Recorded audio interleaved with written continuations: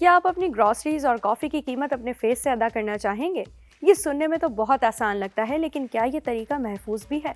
इस बारे में मज़ीद तफसीलात भी आपको बताएंगे, लेकिन उससे पहले ये जानिए कि स्कूल में शूटिंग के वाक़ये से मुतासरा फैमिलीज गेमिंग कंपनी और सोशल मीडिया प्लेटफॉर्म को सू करने जा रही हैं और हीट वेव्स सारी दुनिया को मुतासर कर रही है। इस मामले में टेक्नोलॉजी हमारी क्या मदद कर सकती है? आपको चंद नई डेवलपमेंट्स के बारे में भी बताएंगे। टेक वर्ल्ड में इन तमाम मौज़ूआत पर ख़ास तवज्जो दी जा रही है। क्या आपने दुकान से खरीदारी के वक्त अपने चेहरे से पेमेंट की है? खैर, मुमकिन है आप जल्द ऐसा करेंगे। बायोमेट्रिक्स पेमेंट सिस्टम तेजी से फरोग पा रहा है। मुहक्किकीन का मानना है कि अगले साल तक बायोमेट्रिक पेमेंट सिस्टम के जरिए $3 ट्रिलियन तक की पेमेंट होगी। उनमें से ज्यादातर पेमेंट्स फेस स्कैन के जरिए की गई होंगी। लेकिन क्या ये महफूज तरीकेकार है? हमारा डाटा कितना महफूज रहेगा? और क्या मैं अपनी बहन का क्रेडिट कार्ड चार्ज कर सकती हूँ? अगर आपने खुद ऐसा ना भी किया हो, लेकिन किसी और को तो अपने फेस के जरिए फोन अनलॉक करते देखा ही होगा। मिसाल के तौर पर एप्पल में फेस आईडीज का कॉन्सेप्ट काफी पहले से चला आ रहा है। ये आपके फोन में फिंगरप्रिंट स्कैनर का काम करता है। Chinese financial service provider Alipay ने इसे नेक्स्ट लेवल पर पहुंचा दिया है। अब अदायगी सिर्फ चेहरा दिखाकर की जा सकती है। आपको ना अपना बैंक कार्ड पेश करने की जरूरत है और ना ही अपना फोन दिखाने की। अब बड़े मालियाती इदारे जैसे कि जेपी मॉर्गन और मास्टर कार्ड भी चेहरे से अदायगी की सहूलत को फरोग दे रहे हैं और ऑनलाइन जायंट्स जैसे अमेज़न भी इसे फरोग देने में किसी से पीछे नहीं है। उम्मीद है कि आने वाले चंद सालों में चेहरे से अदायगी के मजीद सिस्टम्स मुतारिफ कराए जाएंगे। ये काम कैसे करता है? ये बहुत आसान है। पहले आप अपने बायोमेट्रिक्स कैमरे को एक्टिवेट करके या महज एक सेल्फी लेकर कैप्चर करते हैं। अगले प्रोसेस में चेहरा उन डाटा पॉइंट्स में तकसीम होता है जो टोकन्स में स्टोर होते हैं। तो आपकी कोई तस्वीर किसी सर्वर पर महफूज नहीं होती। सिर्फ ये टोकन्स आपके चेहरे की शनाख्त के लिए काफ़ी होते हैं। फिर आप अपने फेस डाटा को अपने बैंक अकाउंट या क्रेडिट कार्ड से कनेक्ट करते हैं। जब आप किसी ऐसे स्टोर या रेस्टोरेंट में होते हैं जो चेहरे से अदायगी की सहूलत फराहम करता हो, तो आप बस अदायगी के टर्मिनल पर एक बटन दबाते हैं। डिवाइस आपके चेहरे को स्कैन करती है और बस फिर क्या, आपकी अदायगी हो गई। मतलब ये कि आपने रेस्टोरेंट को इजाज़त दे दी कि वो आपके बैंक अकाउंट से रकम निकाल ले। लेकिन क्या ये तरीका महफूज है?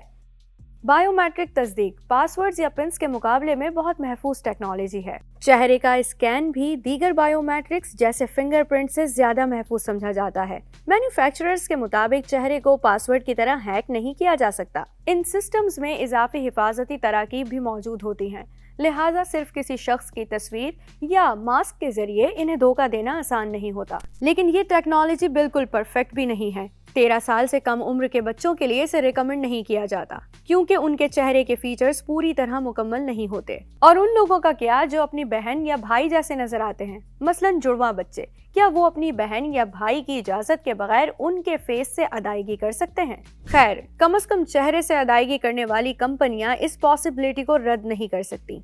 अगर आपका जुड़वा भाई या बहन है और आप फिक्रमंद हैं कि वो आपकी इजाज़त के बगैर आपका अकाउंट इस्तेमाल कर सकते हैं, तो आपको फ़ौरन अपने पॉप आईडी का पिन कोड सेट करने की ज़रूरत है। ऐसा कहना है पॉप आईडी का, जो चेहरे से अदायगी करने वाली सर्विस है। लेकिन क्या इसका कोई नुकसान भी है? अक्सर आपकी सहूलत आपके डाटा की नुमाइश से जुड़ी होती है। बायोमेट्रिक टोकन्स की वजह से क्रिमिनल्स के लिए आपके अकाउंट्स को हैक करना बहुत मुश्किल हो जाता है। लेकिन सिक्योरिटी के माहिरीन खबरदार कर रहे हैं कि बायोमेट्रिक्स की चोरी एक अहम मसला बनता जा रहा है। और भी गौरतलब बातें हैं। कई हुकूमतें फेस आइडेंटिफिकेशन सिस्टम के जरिए लोगों को ट्रैक करती हैं। मिसाल के तौर पर मुजाहिरीन की शनाख्त करने के लिए हुकूमतों को एक डाटाबेस की ज़रूरत होती है ताकि इसमें मौजूद डाटा का मवाजना किया जा सके। इस मकसद के लिए उन्हें आपके चेहरे से अदायगी वाले डाटा में ज़्यादा दिलचस्पी हो सकती है। अगरचे टैग कंपनियां हमें ये यकीन दिलाती रही हैं कि हमारा तमाम डाटा इनक्रिप्टेड और महफूज रखा जाता है, लेकिन ये कंपनियां हुकूमतों को डाटा फराहम करती रही हैं। इस बात को यकीनी बनाएं कि आप जिस कंपनी से ये टेक्नोलॉजी हासिल कर रहे हैं वो काबिल एतमाद है। 2 बड़ी टेक्नोलॉजी कंपनियां अमरीकी स्कूल में रूनमा होने वाले वाक़ये पर मुकदमे का सामना कर रही हैं। एक है एक्टिविजन, जो कॉल ऑफ ड्यूटी नामी फर्स्ट पर्सन शूटर गेम बनाती है। ईगो पर्सपेक्टिव के मखसूस अंदाज की वजह से इसे ईगो शूटर कहा जाता है। दूसरी कंपनी मेटा है, जो इंस्टाग्राम और फेसबुक की पेरेंट कंपनी है। متاثرین کی فیملیز کا الزام ہے کہ یہ ٹیک کمپنیز فائر آرم انڈسٹری کے ساتھ تعاون کر رہی ہیں اور اسکول والے واقعے میں ان پر کچھ ذمہ داری عائد ہوتی ہے۔ آپ کے لیے جاننا انتہائی ضروری ہے۔ مئی 2022 میں روب ایلیمنٹری اسکول کے سابق طالب علم 18 سالہ سلواڈور راموس نے 19 طلبہ اور 2 اساتذہ کو گولیاں ماری۔ اس واقعے میں 17 افراد زخمی ہوئے۔ پولیس نے راموس کو موقع پر ہی منطقی انجام تک پہنچا دیا تھا۔ اس افسوسناک واقعے نے امریکی گن کلچر اور وائلنس پر ایک بار پھر بحث چھیڑ دی۔ اب متاثرین کی فیملیز کا دعویٰ ہے کہ گیم بنانے والی کمپنی ایکٹیویژن اور سوشل میڈیا کمپنی میٹا بھی اس واقعے کے ذمہ داران میں شامل ہیں۔ وہ اسلحہ ساز کمپنی ڈینیل ڈیفینس پر بھی مقدمہ کر رہے ہیں جس نے اس واقعے میں استعمال ہونے والی رائفل بنائی تھی۔ الزام یہ ہے کہ گزشتہ 15 سالوں میں امریکہ کی 2 بڑی ٹیکنالوجی کمپنیز نے فائر آرم انڈسٹری کے ساتھ تعاون کیا۔ یہ ایک سنگین الزام ہے۔ کیا واقعی ایسا ہو رہا ہے؟ کیا فرسٹ پرسن شوٹر گیمز کھیلنے والوں پر منفی اثر پڑتا ہے؟ اس بارے میں سائنس کا فیصلہ کافی واضح ہے۔ ویڈیو گیمز اور حقیقی زندگی میں گن وائلنس کا کوئی تعلق نہیں ہے۔ زیادہ تر سائنسدان اس بات سے متفق ہیں اور اس موضوع پر کی گئی میڈیکل ریسرچ سے 82 آرٹیکلز کا حالیہ جائزہ بھی یہی نتائج پیش کرتا ہے۔ لیکن یہاں گیمنگ اور وائلنس کے درمیان تعلق پر بات نہیں ہو رہی ہے، بلکہ کال آف ڈیوٹی کے خاص فیچر کو نشانہ بنایا جا رہا ہے، جہاں گیم میں استعمال ہونے والے ہتھیار حقیقی زندگی کے ہتھیاروں کی طرح کام کرتے اور دکھائی دیتے ہیں۔ بنیادی طور پر ان پر الزام ہے کہ یہ گیم کھلاڑیوں کو ہتھیار چلانے کی تربیت دیتا ہے۔ الزام میں کہا گیا ہے کہ اگرچہ قتل کئی گیمز کا حصہ ہوتا ہے، لیکن کال آف ڈیوٹی میں ہتھیاروں کی شکل اور استعمال حقیقی زندگی سے بہت قریب ہے، جو خاص طور پر نوجوانوں کو حقیقی ہتھیار خریدنے کی طرف راغب کرتا ہے۔ گیم کال آف ڈیوٹی میں استعمال ہونے والا افسانوی ہتھیار AR-15 دراصل حقیقی M4A1 ماڈلز پر مبنی ہے۔ یووالڈے کے واقعے میں حملہ آور سلواڈور راموس نے اسی قسم کا ہتھیار استعمال کیا تھا۔ 2012 کے بعد سے امریکہ کے 17 بدترین اجتماعی فائرنگ کے واقعات میں سے 10 واقعات میں AR-15 ہتھیار کا استعمال کیا گیا۔ کال آف ڈیوٹی کے ابتدائی گیمز میں ایکٹیویژن نے ہتھیار بنانے والی کمپنیوں کے ساتھ معاہدے کیے تھے اور حقیقی ہتھیاروں کے نام استعمال کیے تھے۔ قانونی پیچیدگیوں کے باعث انہوں نے اصل ہتھیاروں سے ملتے جلتے ہتھیاروں کا استعمال شروع کیا تھا، لیکن متاثرین کی فیملیز کے لیے یہ کافی نہیں ہے۔ انہوں نے کچھ سنگین الزامات بھی عائد کیے ہیں۔ ملزمان ہمارے بچوں کے ذہنوں کو بگاڑنے کے ذمہ دار ہیں۔ انہوں نے کچھ ہتھیار ساز کمپنیوں کے ساتھ مل کر نوجوان مردوں کی ایک ایسی نسل تیار کر دی ہے جو سوشلی ویک اور انسیکیور ہے۔ نوجوان اسٹرینتھ اور ڈومیننس شو کرنا چاہتے ہیں۔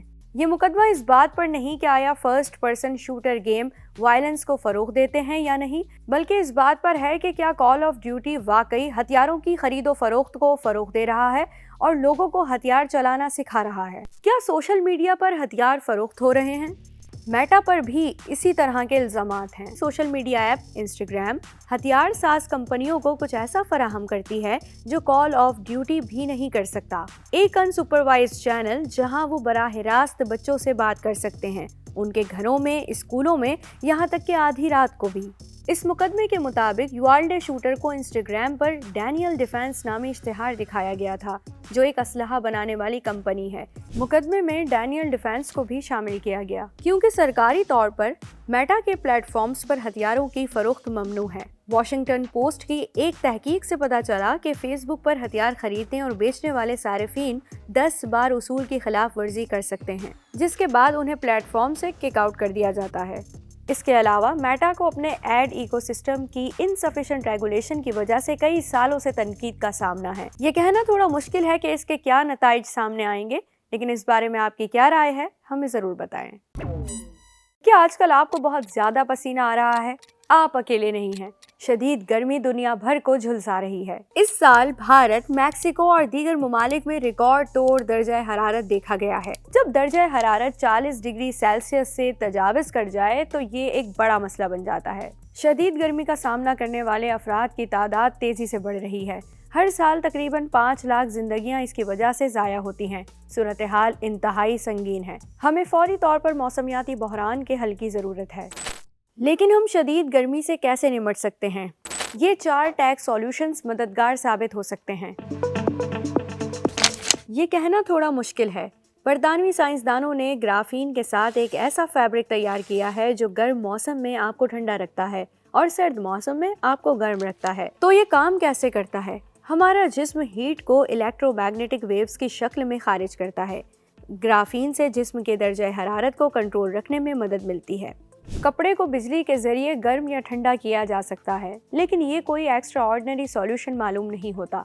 रिसर्चर्स के एक और ग्रुप ने फ्लैप्स की तजवीज़ दी है जो दर्जा हरारत को रिस्पॉन्ड कर सकते हैं। इसकी खास बात यह है कि आपको बिजली के जरिए कपड़े को ये बताने की ज़रूरत नहीं होती कि कब हरारत रोकनी है और कब छोड़नी है। दूसरा हल, कूलिंग पेंट। अमरीकी मुहक्किकीन ने एक ऐसा पेंट तैयार किया है जो 98% सूरज की रोशनी को रिफ्लेक्ट करता है, जिससे सतह का दर्जा हरारत इर्द गिर्द की हवा से 10 डिग्री सेल्सियस तक कम हो जाता है। जबकि एक इसराइली स्टार्टअप एक मल्टी लेयर कोटिंग पर काम कर रहा है जो सूरज की रोशनी पड़ने पर ठंडी हो जाती है। सूरज की रोशनी ऊपर वाली तह में जज्ब होती है और कम तवानाई के साथ दोबारा खारिज होती है। बाकी रह जाने वाली तवानाई नीचे वाली तह से खारिज होकर इसे ठंडा कर देती है। इसे दीवारों के साथ साथ गाड़ियों पर भी लगाया जा सकता है। तीसरा हल, विंडोज के लिए सनग्लासेस।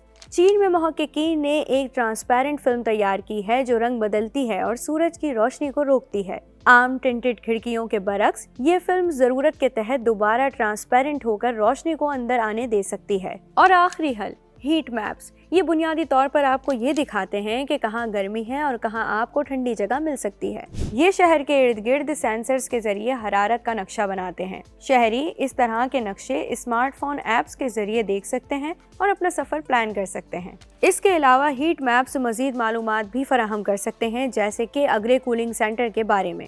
ये सुनने में अच्छा लगता है, लेकिन सब लोग एयर कंडीशनिंग का इस्तेमाल क्यों नहीं कर सकते? ये गर्मी से लड़ने का हमारा बुनियादी हल रहा है, लेकिन एयर कंडीशनिंग पायदार हल नहीं है। एसी यूनिट्स तवानाई का ज्यादा इस्तेमाल करते हैं, जिससे बिजली की खपत में इजाफा होता है और ग्रीन हाउस गैसों के इखराज में इजाफा होता है, जो आलमी दर्जा हरारत को बढ़ाता है और ये हमें असल मसले के हल की तरफ ले जाता है। अगर हम मौसमियाती तब्दीलियों से निपटने के लिए इकदाम नहीं करेंगे तो ये हालात बद से बदतर होते जाएंगे।